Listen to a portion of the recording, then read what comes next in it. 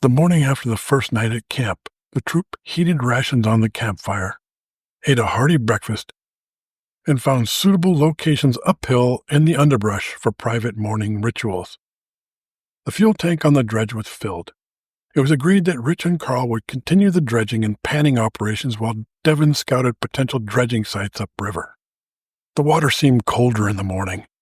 The air temperature was around 80 degrees, which felt quite cool, and again there was no breeze, bugs, or birds. There were no ants crawling anywhere around the camp. Devin wondered if the animals, birds, and insects knew something he and his partners did not. Devin put on a pair of swim fins in addition to the wetsuit, dive mask, and snorkel, then headed upstream. He snorkeled through several long pools that looked similar to the one adjacent to the crescent pool that Rich and Carl were dredging in. The whole time Devin swam upstream, he scanned the bottom, looking for material gathering that might contain gold deposits. Every 40 to 60 feet, Devin came to another small waterfall. Some were a foot high, and he could belly over them like a seal. Some were 3 or 4 feet high. As he climbed over the falls, Devin surveyed the rocks around the river for foot passage. Each pool he traversed had its own character. Some were wider, and the water ran slower. These seemed to have more of the beautiful shimmering trout. Some schools of trout contained more than a dozen fish. Some pools had only very small trout, up to the size of a finger. The smaller trout were much greater in number, 30 or 40, and stayed closer to each other than the larger fish. Some pools had just 3 or 4 trout. All the pools had a heavy layer of material at the bottom. Devin saw many of the stick bugs. His eyes were constantly on the lookout for snakes. He didn't want to be surprised by another angry snake. The shape of the rocks Devin saw while snorkeling were all very smooth and rounded. The colors ranged from the brightest white to the darkest grays. Some of the countless pebbles and rocks had a butterscotch color with speckles of white and black. The bottom contained large volumes of sand that ranged from gray to tan in color. Startled trout would kick up swirling clouds of fine sand that dissipated in the current. Devin noticed bubbles coming towards him. He saw this each time he approached another waterfall. These bubbles were larger.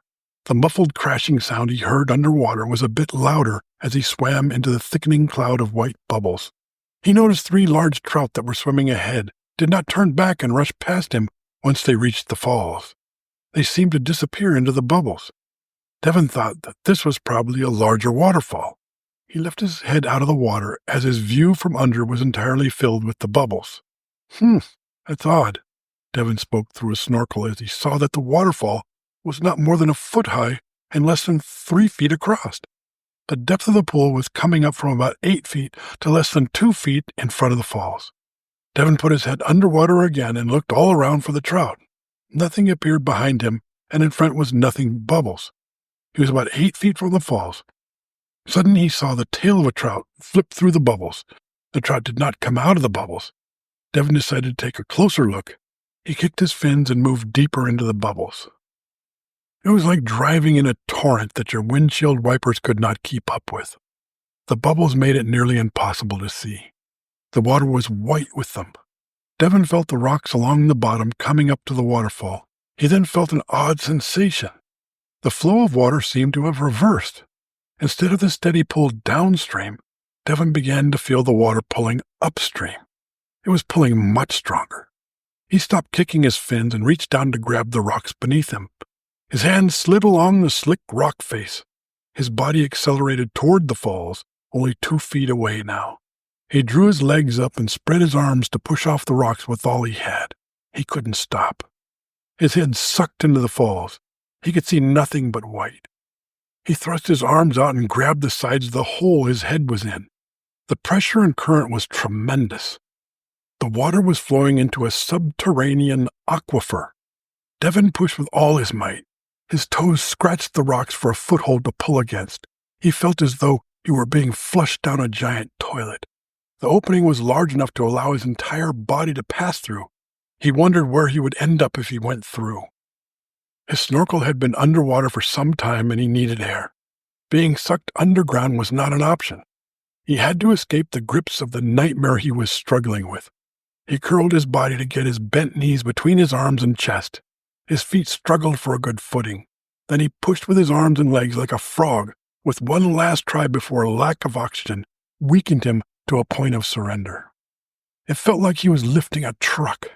His face scrunched. He grunted and thrust and finally broke free, still using all of his might to escape the reverse flow. He kicked away and swam to the side, pulling himself out of the water to collapse on the hot rock in exhaustion. He breathed heavily as his mind raced, going over what had just happened. Devin knew that he was responsible for the lives of the people with him. He should not take unnecessary chances. How would they get out without him? He thought. They would not fare well if he could not lead them out. He nearly perished in a 1-foot-high waterfall. The only chance of getting them out alive was for him to get out alive. Carl dropped the gold pan into the sand at the lower end of the camp. Little bits. All I see are little bits of gold. This isn't worth my time, Carl said as he walked across the sand. Carl pulled something out of one of the packs, then walked downriver. Rich backpedaled in the collapsing sand beneath him. The hole he had been dredging out was widening and pulling material from all around. He decided to stand up, stretch and see how they were doing. Rich pulled his dive mask off and looked at the dredge's sluice box. It looked as though it had not been emptied for some time. He looked over to the sand area to ask Carl how he was doing and did not see him. Rich pressed the kill switch on the dredge, then snapped the riffles from the sluice box to empty its contents. He waded over and grabbed the gold pan, then filled it with the contents of the sluice box and began to pan out the load while still standing in cold water. Devin stood up and walked around the waterfall, making mental notes on the surroundings to ensure that he would not be deceived by bubbles again. He slipped back into the water after walking past the next pool and waterfall.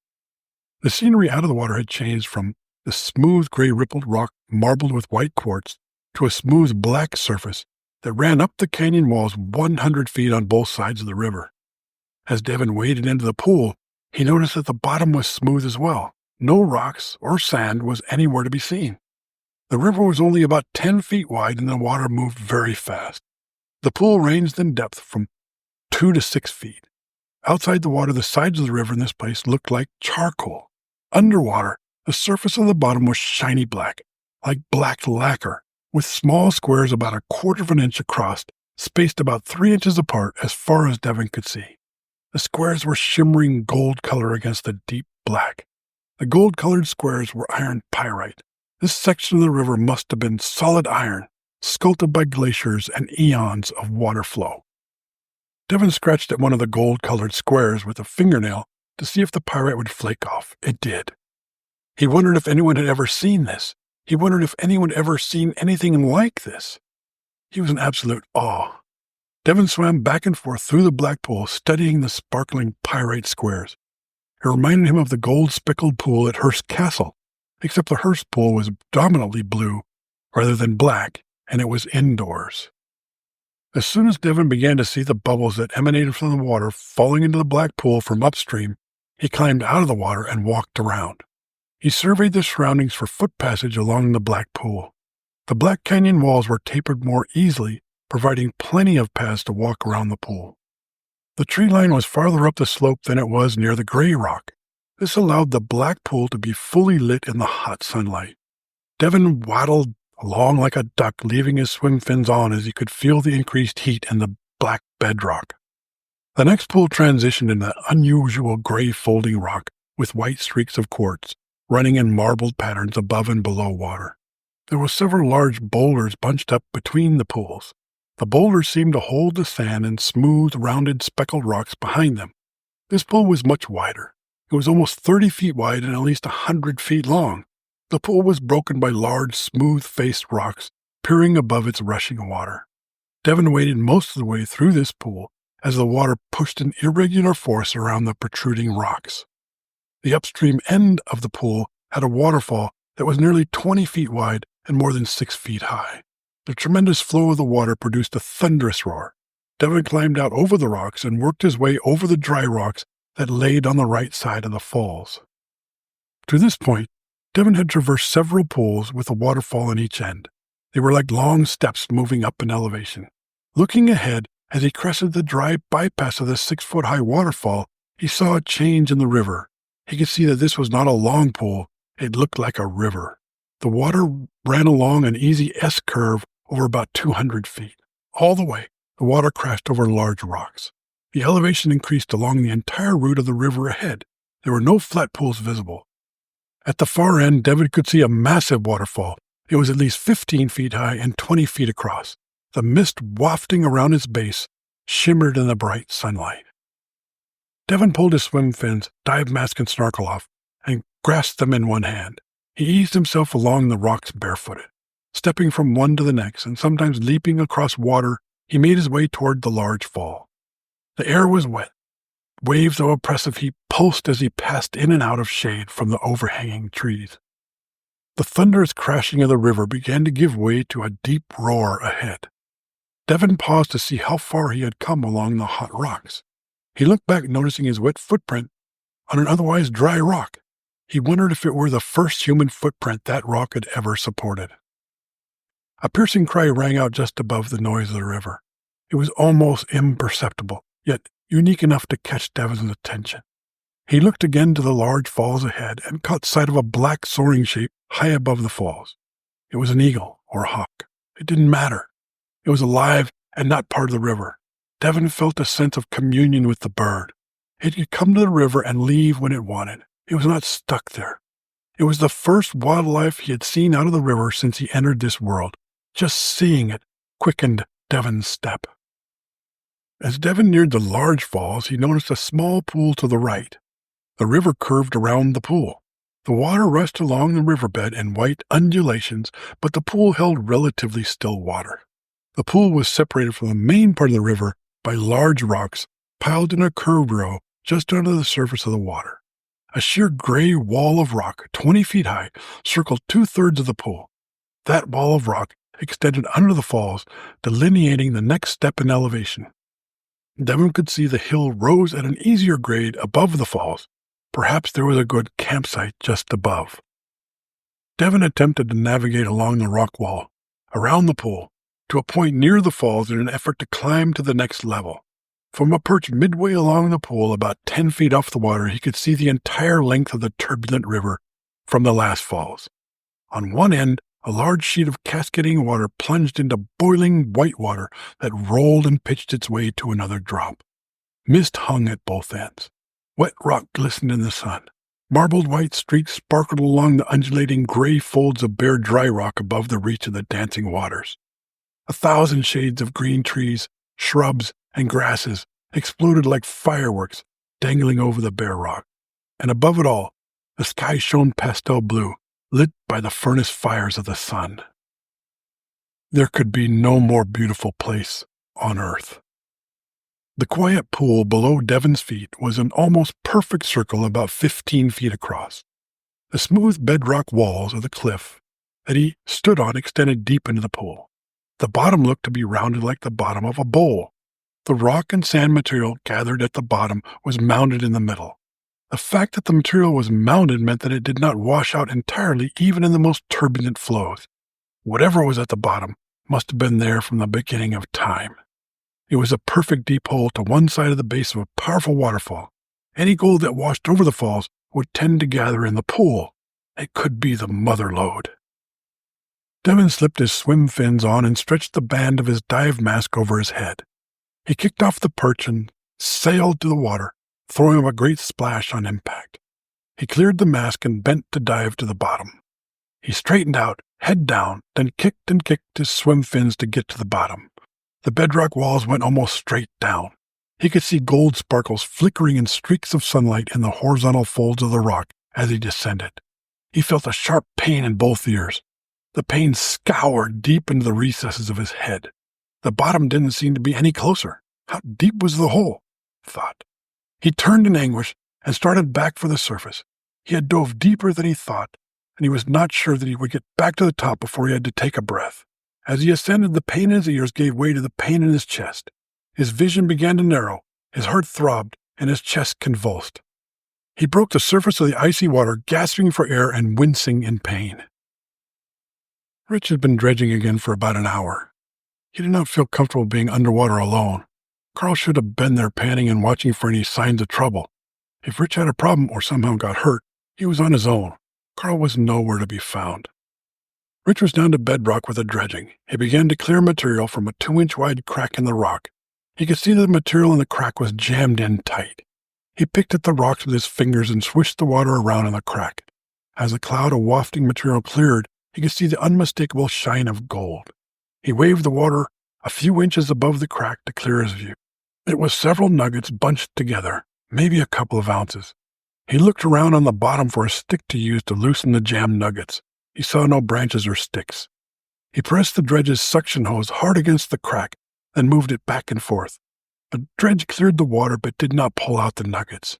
He could see that almost 6 inches of the crack was jammed tight with nuggets the size of peanuts and peas. He surfaced to get a breath of air and dove back down immediately. He tried again to suck the gold out.